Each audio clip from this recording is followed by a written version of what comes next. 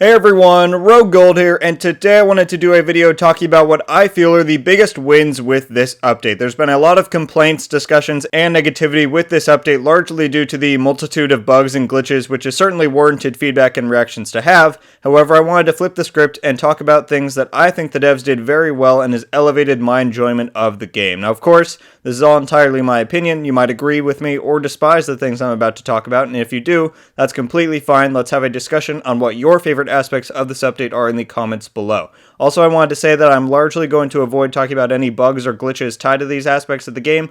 Obviously, I nor anyone else enjoys those, but I'm solely going to focus on design principle and gameplay in this video. With that all out of the way, let's go. Let's start with the thing that people are probably engaging with the most right now, and that's seasons. I'm going to do a video coming up reviewing the season thus far and giving feedback on how it could potentially be improved, but overall I have it on this list because for me, it just makes the game so much more refreshing. The content in it is almost entirely recycled stuff we've already played, but it puts a spin on it and has decent enough rewards that it just makes me want to engage with it. From the base season reward track giving a lot of great items to near weekly chances at exotic caches with the leagues and global events, there's just so much to do that it makes the game feel that much more alive. Plus, it's all contributing to the overall manhunt for the prime target Jupiter, who's going to drop us a brand new skill variant, that being the EMP Sticky Bomb.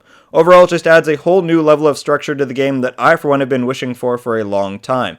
Additionally, it fixes the major problem that Massive had with the game during year one, and that was content. With the introduction of seasons, it literally means that there's new stuff activating and new things to engage with every week. After this first 3-month long season, we have a 1-week downtime before season 2 starts, and then we're set for another 3 months. This kind of system really allows the devs to put in minimal work for it to be fun and rewarding for the players, so that then they can hopefully focus on bringing larger content updates throughout the year. Now at this point, who knows if that'll be the case. Right now, the only content we know is coming is the second raid, but let's hope that we get some game modes or just something during the course of year 2. Next up, let's talk about challenge. Out of these 3 items on my list, this one will probably be the most controversial, but again, this is all just my opinion, so if you disagree, then feel free to leave your own thoughts on it down below. But by challenge, what I mean is basically the overhauls that the devs made to the difficulty scaling and how loot drops are incorporated into that. Again, this comes from a strictly design perspective, and I'm leaving out the obviously annoying scaling and loot issues that were or still are in the game, but in principle, what the devs did with Warlords is make each difficulty,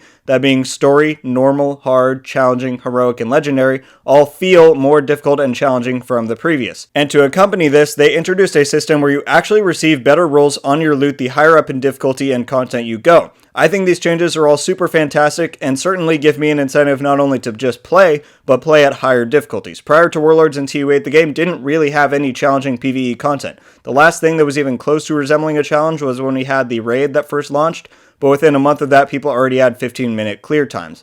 What we have now is actually difficult, challenging, and above content, and incentivized rewards to do it. I really enjoy there being something to challenge your builds you create, and this actually encourages you to keep theory crafting and making new builds to see how you can differently and more effectively tackle content.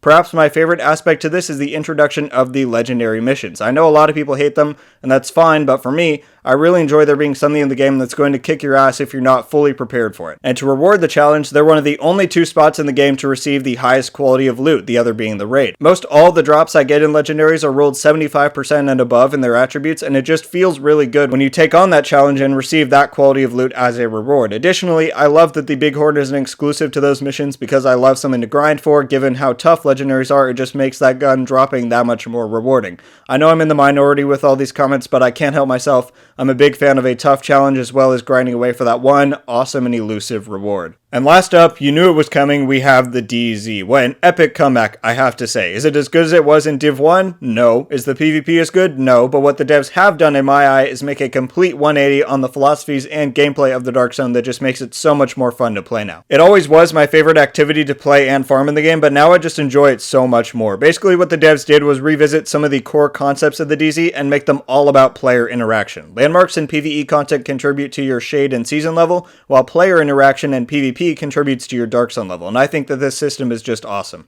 They removed that stupid gray rogue status and made it solely about killing other players now, which is awesome. They drastically reduced the time to flag rogue, and now you can do it while moving and running, which is fantastic. Overall, it just feels so great. They brought over the ODZ manhunt system so that all of the DZs have it now, which makes me much more willing to play and fight in the non-occupied DZs.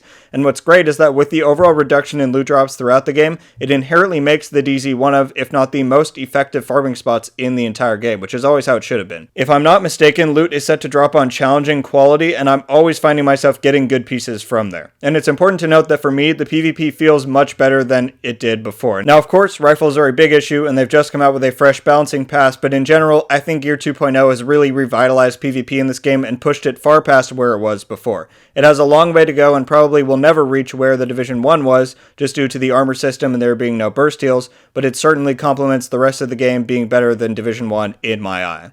Alright guys, well those are what I consider to be the 3 biggest wins of TU8/Warlords of New York. Obviously there are a lot of other positive and cool changes and implementations that the devs made, but these are the ones that have stood out to me. But what do you all think? What are the biggest wins in your book? Let's respectfully have a discussion about it down below. No need to get into any arguments. Everyone is entitled to think whatever they want about these things. And once more, even though I've already said it like 3 times now, this is all disregarding the bugs and glitches we have going on right now. This is just solely focusing on the design principles, so I really don't need to hear 20 comments about how broken X or Y is. Trust me, I know. I've already seen plenty of people saying the game is a lost cause, which I find to be quite dramatic, but hey, it is what it is. But anyway, thank you all very much for watching. Leave a like if you enjoyed this video, and subscribe with notifications on so you can be updated every time I upload. Like I said, I'm going to be posting a video about this season in particular and how it could be improved. Even though I already like how it is, there's definitely some changes and additions that could be made. So if you have any thoughts on that yourself, definitely keep an eye out for that video coming in the next few days. But until the next one, guys, RogueGold out.